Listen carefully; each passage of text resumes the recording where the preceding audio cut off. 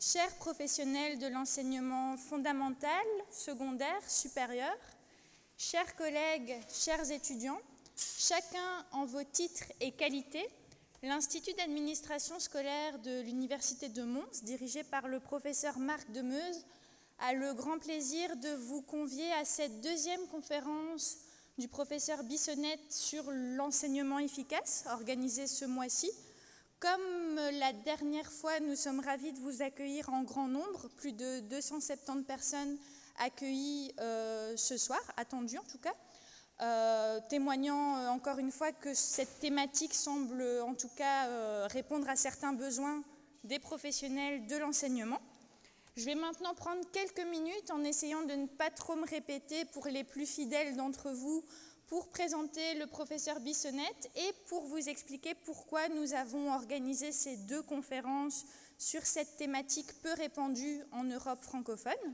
Donc le professeur Bissonnette, avant de devenir expert de l'enseignement efficace et chercheur sur le sujet, a travaillé pendant plus de 25 ans dans les écoles élémentaires et secondaires, ainsi qu'en centre jeunesse, en tant qu'enseignant, psychoéducateur et membre d'une équipe de direction. Il a publié plus de 70 publications sur le thème de l'efficacité de l'enseignement et des écoles et a communiqué plus de 400 fois sur le thème de l'éducation. J'ai eu l'occasion de travailler avec lui au Québec dans le cadre du travail qu'il fait avec les écoles et je peux vous assurer que la conférence de ce soir est bourrée de pistes concrètes et à la fois basées sur des résultats de recherche rigoureuses. C'est ce que j'ai essayé de résumer dans ma dia qui apparaît à l'écran, sans trop me répéter par rapport à ce que j'ai pu dire en début de ce mois.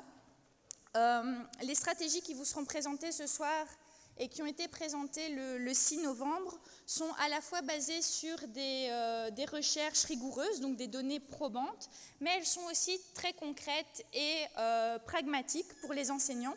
Et finalement, ça n'a pas grand-chose d'étonnant parce qu'en fait, ces recherches-là ne sont que le fruit de chercheurs qui ont pris le temps patiemment d'aller observer de nombreux enseignants efficaces, c'est-à-dire qui faisaient réussir le plus grand nombre d'élèves.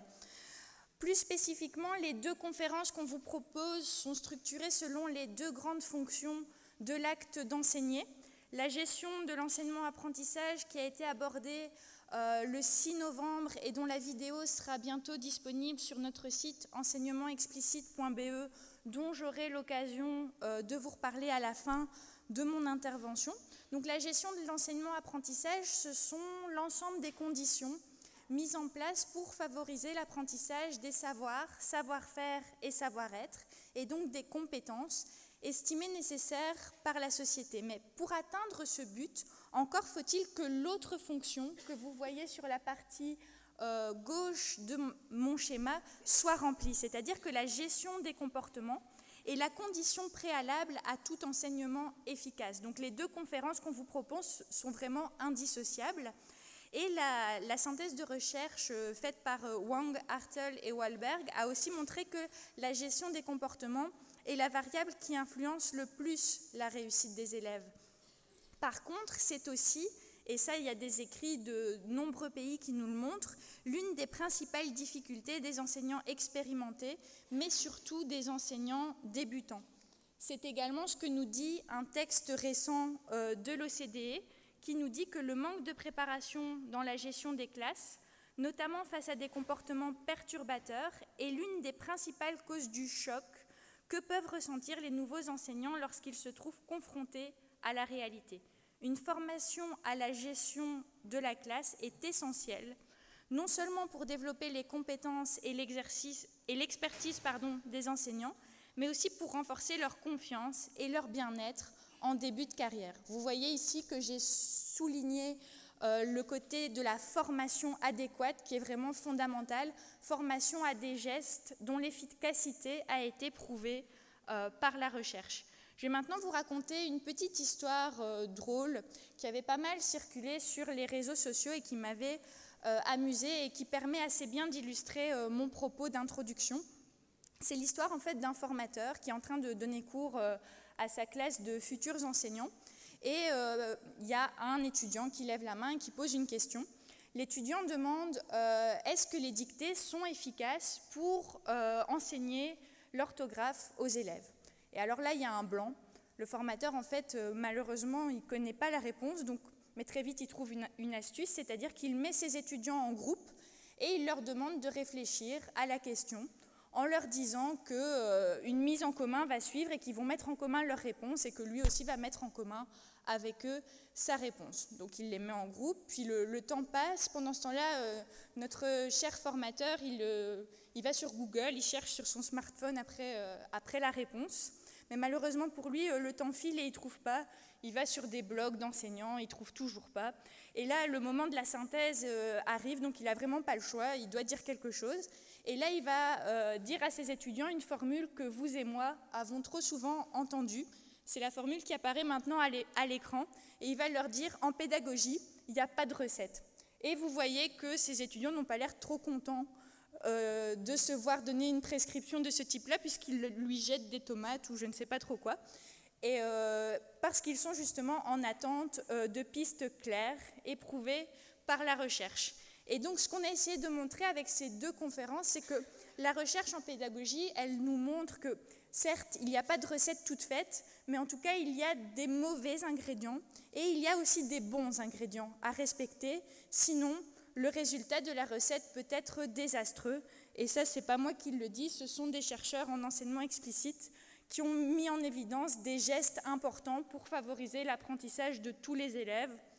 On en a vu une série en début de ce mois avec notamment le modelage, la pratique guidée, la pratique autonome pour enseigner une tâche complexe aux élèves. On en verra aussi toute une série aujourd'hui en termes de gestion des comportements.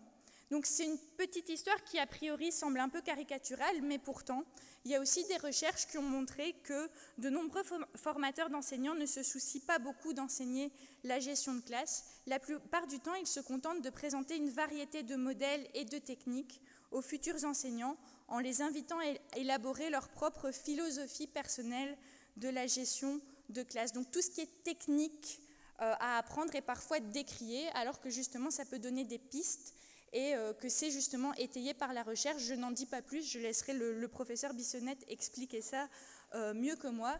Et comme vous l'avez vu en début de ce mois, pour ceux qui étaient là et pour les autres, je vous invite à voir la vidéo, on a le même constat dans le domaine de l'enseignement-apprentissage où, comme ma petite histoire vous le précise, on entend trop souvent que tout se vaut en pédagogie. La recherche dit quand même que ce n'est pas le cas et où certaines approches à la mode sont parfois implantées à large échelle alors que leur efficacité n'a pas été prouvée. Or, depuis les années 80, on sait que l'enseignant a un effet majeur sur l'apprentissage des élèves et que la défavorisation sociale est un facteur de risque et non un déterminant absolu de la réussite.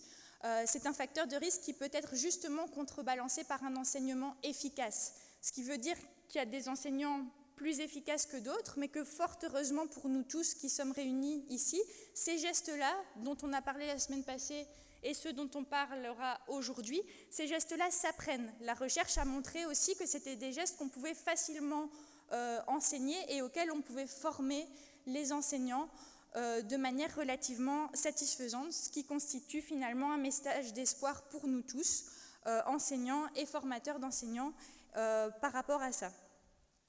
Ça fait donc quelques années, vous l'aurez compris, qu'on diffuse ce genre de travaux de recherche à la base anglo-saxon en Belgique francophone et on est désormais ravis d'avoir pas mal de demandes du terrain, donc des écoles qui nous demandent de faire des formations, etc. C'est pour ça qu'on a décidé de rassembler les ingrédients clés dont je suis en train de vous parler dans un nouveau site internet. Donc vous avez normalement reçu un petit signet à l'entrée. Si pas, il en restera peut-être quand vous sortez. Donc je vous invite à vous connecter à ce site quand vous en aurez l'occasion. Je vais vous en faire une brève démonstration en tentant de ne pas trop me répéter pour ceux qui étaient déjà là la fois passée. Donc vous y trouverez notamment toutes les actualités de notre service en lien avec l'enseignement explicite et notamment le diaporama qui sera utilisé ce soir par le professeur Bissonnette. Vous y trouverez l'ensemble des outils qu'on a créé à destination de différentes catégories d'acteurs, des enseignants, des formateurs et des chercheurs, notamment des petits guides qu'on a créés qui comprennent des pistes pour implanter l'enseignement explicite dans sa classe. Vous y trouverez aussi toute une série de vidéos, notamment des vidéos assez courtes qui répondent à des questions clés sur l'enseignement explicite, comme par exemple quel est le rôle de la direction d'école pour la mise en place d'un enseignement efficace. Donc des petites vidéos qui ont été tournées au Québec pour répondre à des questions qu'on nous posait fréquemment. Vous y trouverez également des publications de différentes sortes, si ça veut bien charger, mais ça semble bugger. Voilà. Il faut être patient avec la technologie. Donc un peu de toutes sortes, des choses plus vulgarisées comme des articles de presse, mais aussi des articles scientifiques. Et vous trouverez aussi, en complément des vidéos, des questions fréquemment posées, telles que par exemple, l'enseignement explicite est-il un retour à l'enseignement magistral? Je vous fais déjà un petit spoiler, la réponse est non. Et je ne vous en dis pas plus, je vous invite à consulter ce site qui sera mis à jour régulièrement. Je reviens enfin à la fin de ma présentation. Je profite de ce moment pour remercier chaleureusement le professeur Bissonnette pour ce mois de travail qu'il a passé avec nous et pour la richesse des diverses collaborations entamées et à venir. Je remercie également l'équipe technique de l'Institut d'administration scolaire, Anne Sénécal, Benoît Van Scoobeek et Fanny Mercher pour leur aide tant organisationnelle dans le cadre de ces événements que pour la mise en place technique de ce nouveau site internet. Je vous présente donc, je vous ai beaucoup parlé d'ingrédients, de recettes, tout ça, donc voici un petit menu pour ce soir. Nous voici donc partis pour environ 1h30 de conférence, suivi de 10-15 minutes de questions-réponses, d'échanges avec vous. Je cède donc tout de suite la parole au professeur Bissonnette pour qu'il nous présente non pas des recettes, mais bien des ingrédients clés de la gestion des comportements en classe et dans l'école.